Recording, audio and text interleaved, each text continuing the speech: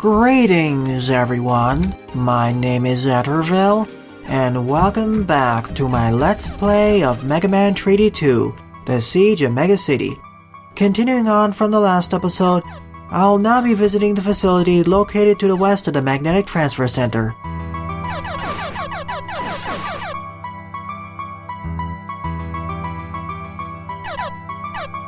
I see I didn't need to actually bring a bike here in advance.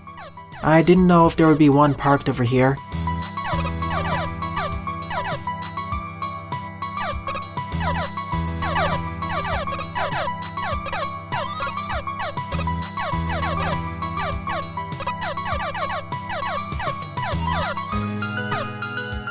It was located right at ground level. Now I feel a bit silly.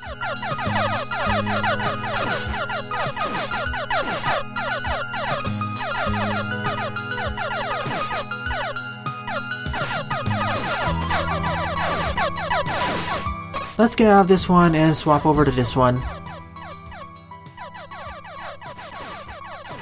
Before I enter this facility, I want to pick up at least most of the tanks and upgrades.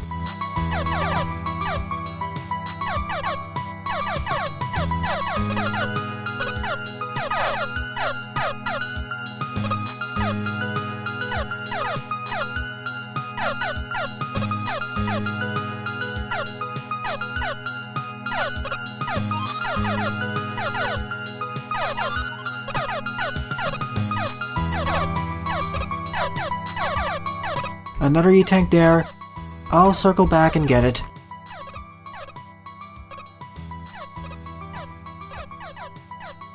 Oh, and there was a hole right in the ground here which I couldn't exactly see.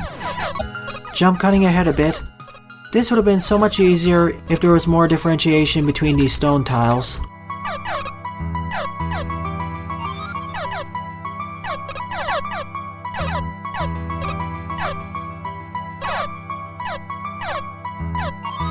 Well, at least it was worth it. It was a life upgrade.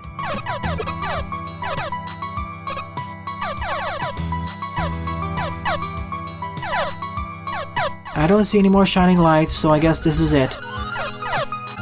Sorry for the other jump cut, but this is actually the beacon, so I want to go further to the west. So let's see what else is here to get. Waste Management Facility. I see a lot of junk blocks over here. So I guess I'll gain the crash bomb here, because I think this is foreshadowing me gaining the crash bombs.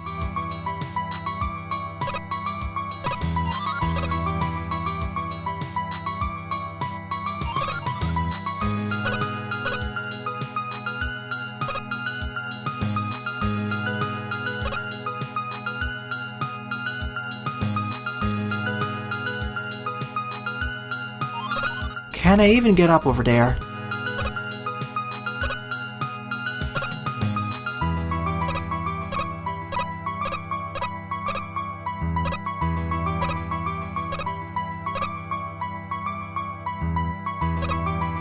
Not quite enough momentum. So let's just enter this facility. And this could have been one of the first facilities I went to. Let's see, this area has 3 bosses to dispatch. Already we have conveyor belts and junk dispensers. And I see a power-up over there. Welp, I was trying to jump there, but I tripped through the train. And that was me using F10 over there, by the way.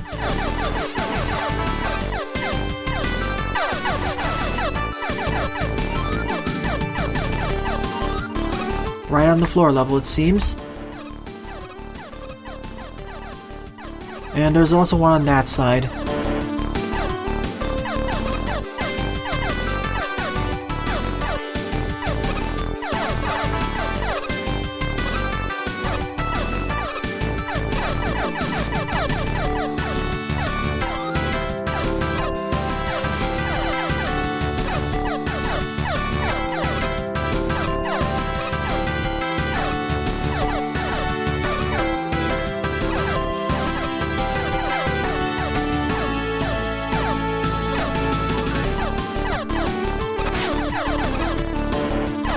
I tried jumping there.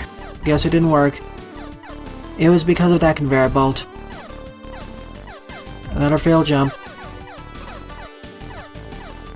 Trying to gauge the distance here can be a bit of a problem.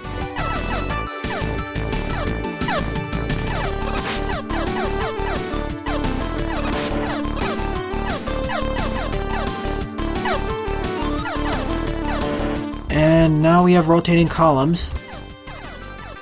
Once again, check the ground level first, then go back up over there.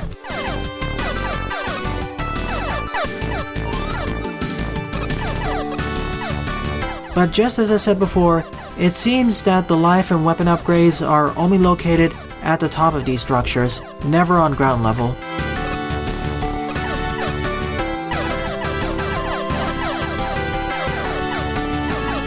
I will say that these are actually introduced in a safe environment initially, not over a bottomless pit, which means for this game is quite a revelation, or quite an upgrade for that matter, because none of the other gimmicks had this.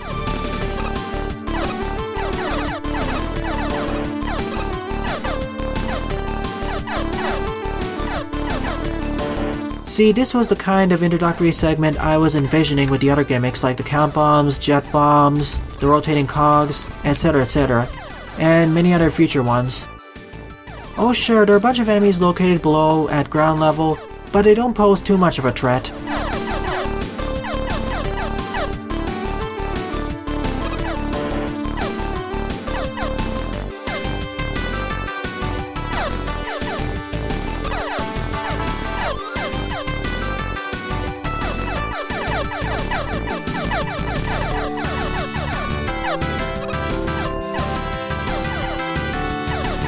And this musical remix of Chargeman's Theme is okay.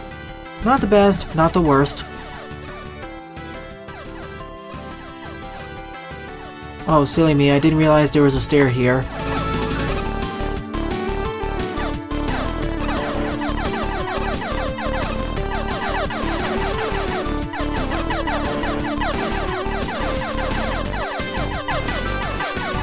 Of all the destroy all enemies rooms I've been through, this is the easiest one. All the enemies are rather easy to dispatch of.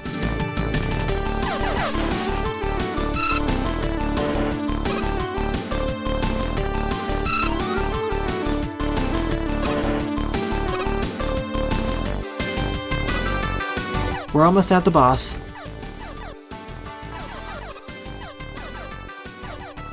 And our boss is Dustman.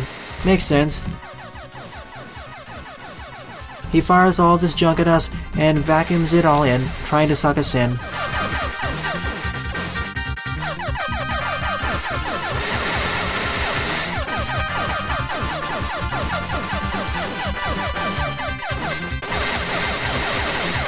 A very straightforward boss battle. Even though he has a large health pool, he's very pattern-based. Garbage thrower. Let me guess, we throw garbage.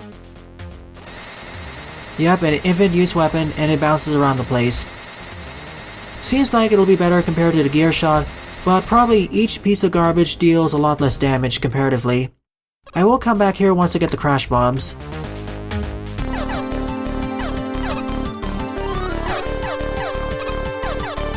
Huh, guess there are no bonus items in this room.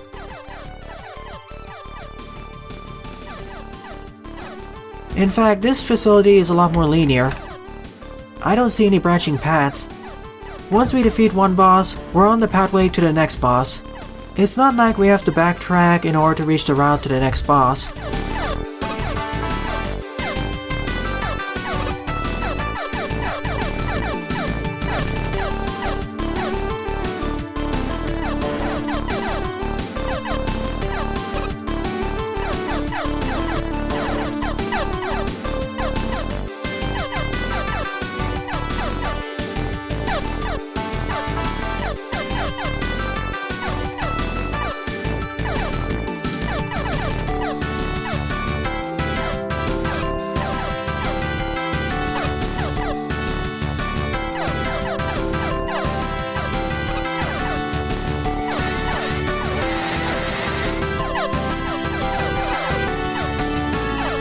Even this usage of the rotating columns isn't that difficult.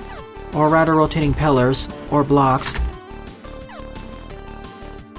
And we're almost there. Can't reach this boss yet, I need the crash bombs.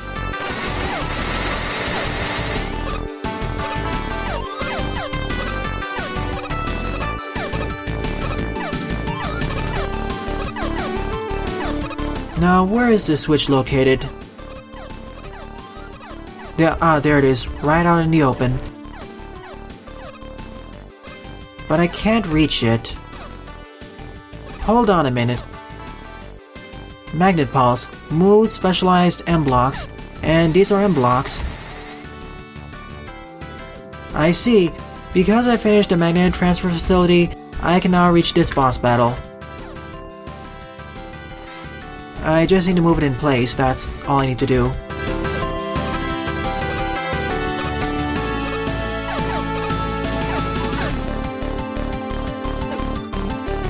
If I didn't have it, this would end my run through this facility.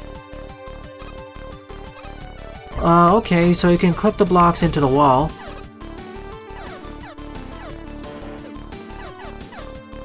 That's very strange.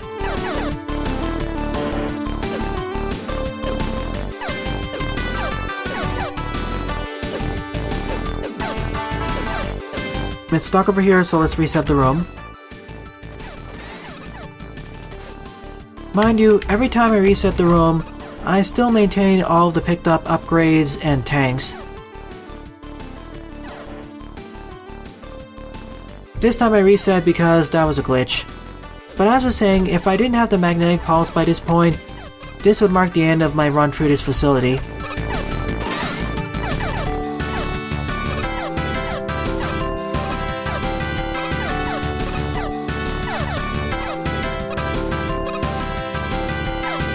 It's becoming more and more apparent that this feels more like a Metroidvania compared to its two predecessors. Crashman, I've been waiting for you.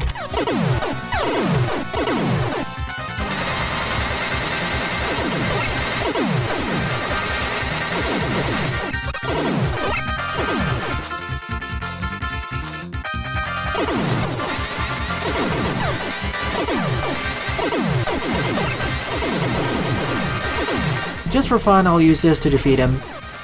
Might as well give this a time to shine.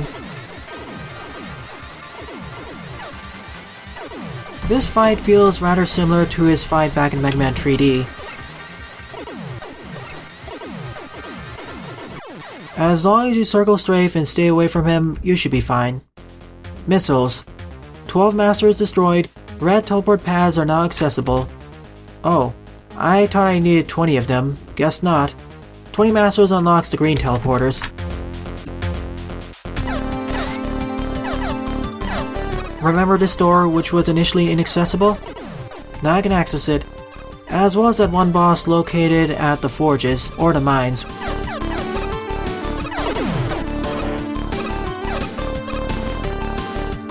I will backtrack back over there in the future, probably near the end of the game though.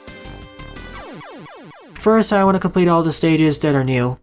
When I say stages, I mean facilities. Another nice feature when you die is that your weapon energy gets refilled to the default 28.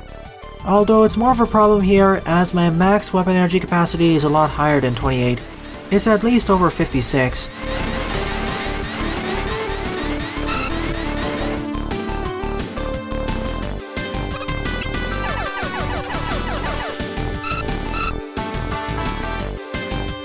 This was designed to be completed by a newbie player as one of the first facilities. Well, not up until this point. You need to complete this facility second in order to reach it, as you need a magnetic pulse.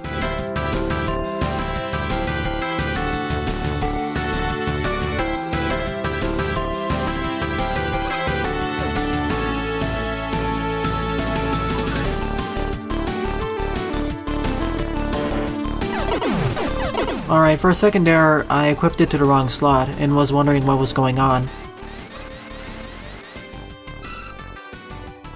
Ah, sure, let's use the gear shot.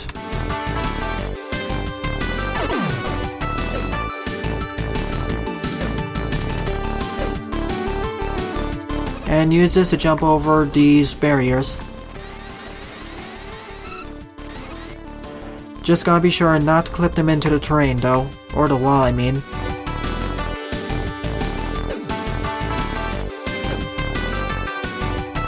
Like what happened here. That's a bit of a problem in this segment. The fact there's no collision detection against the walls, meaning stuff like this can happen where it's hard to move it to the correct location.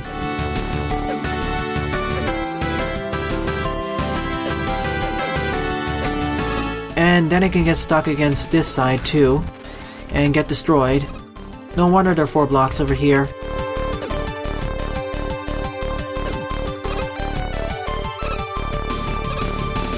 Seriously, why is it so hard to get it over here? Let's reset the room. If only the walls had collision detection with these blocks.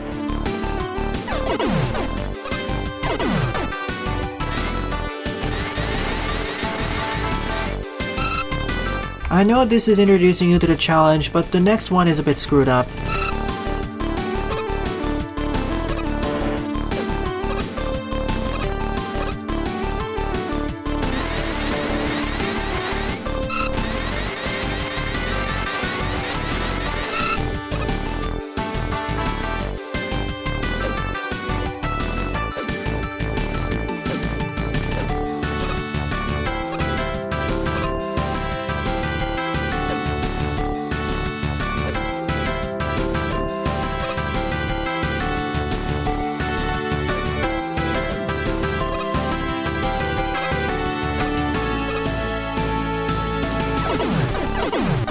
This should not be this difficult to do.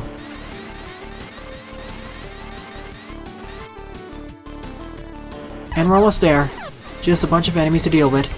This is the first facility in the game that I'll be able to complete 100%. At least in terms of bosses.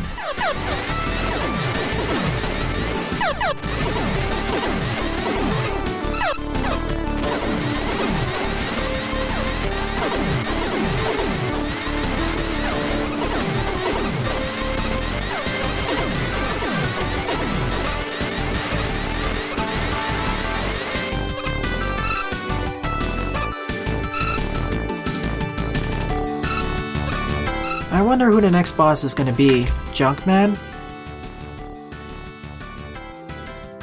Knowing my luck, his weakness is gonna be the missiles.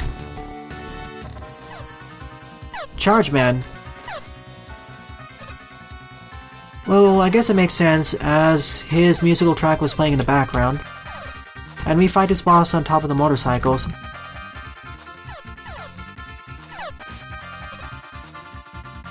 But I guess these are instant death spikes, so we gotta be careful. Probably want to use homing weapons for this.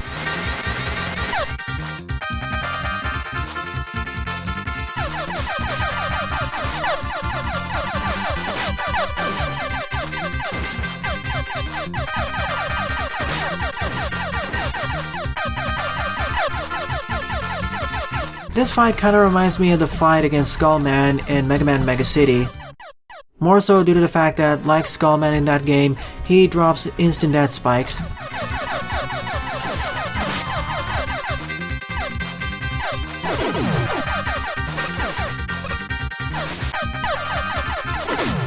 Okay, these are not instant death. I was wondering what happened there.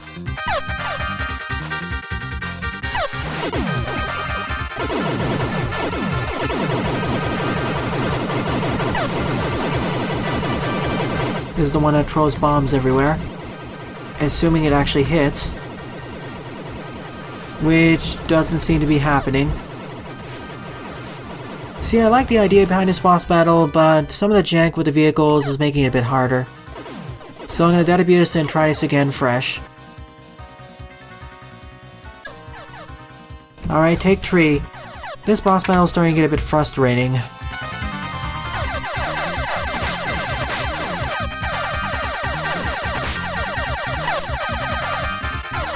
See, if only I had a weapon that could travel much faster, like a sniper rifle, or a Gauss rifle.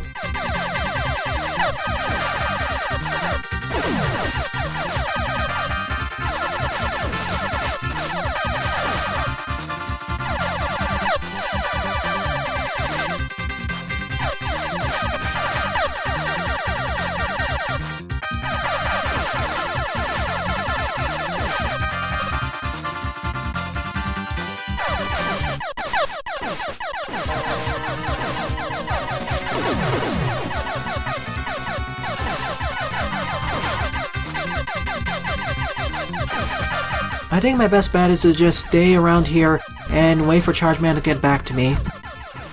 And just rapid fire the ring boomerang for dear life.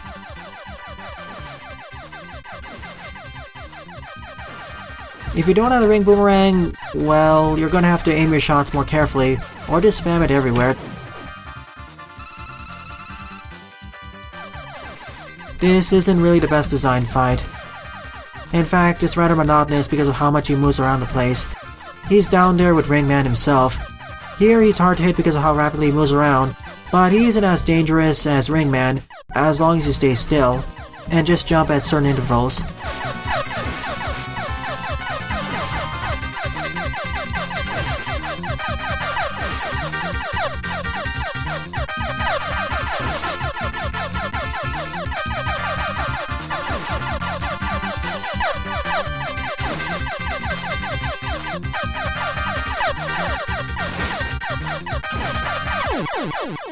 And it's over.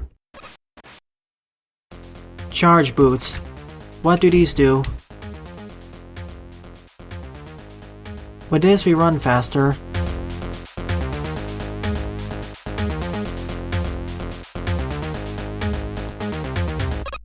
Oh, I see. With this now I can jump further.